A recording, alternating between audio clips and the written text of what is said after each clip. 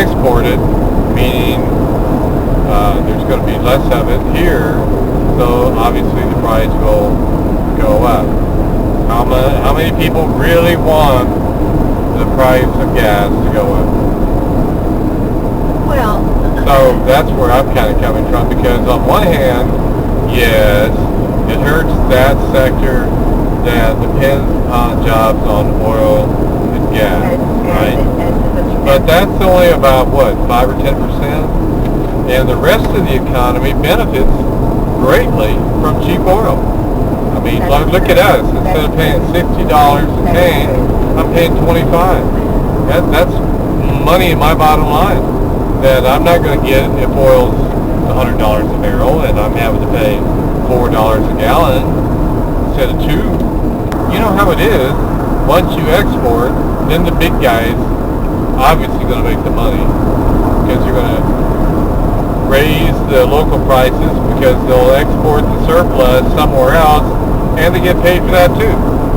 So they're going to win-win, and the little guy's going to get hammered again. Well, apparently the argument I thought was that the people who work in the refineries would lose their jobs because not enough oil would be there with the refineries. That's bullshit, because refineries are running 24/7 all the time. That's exactly the only people lose their jobs are like the mid-management. Well, let me tell you of these oil service companies. On and on and on, is that it's the unions are arguing not to export because their people who work for all the refineries, etc., would lose jobs.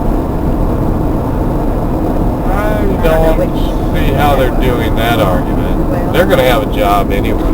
Who has been losing the jobs are, you don't have as many drillers because you're not drilling as much, right? You don't have as many drivers because you're not having to haul as much water, sand, blah, blah, blah, right? Obviously, we can't export right now because we don't have that much anymore. Well, we do. We have it, but we're not.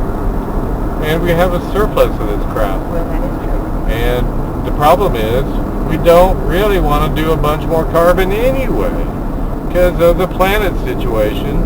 That as soon as we can switch to more renewables, the better. I couldn't agree with that more.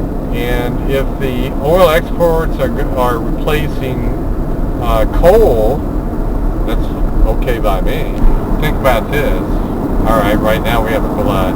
What if you start exporting and you're back to a situation where there's a shortage? I know. Well, then you're going to be looking at maybe $5 gas. Or like Europe, $8 gas. I know. All of a sudden, and what is that going to do to everybody's pocket? You know what I mean? Down the road, yeah, you would see. On the one hand, so you're exporting it. Where is that creating jobs here? No. All you're putting it on a ship and it goes somewhere.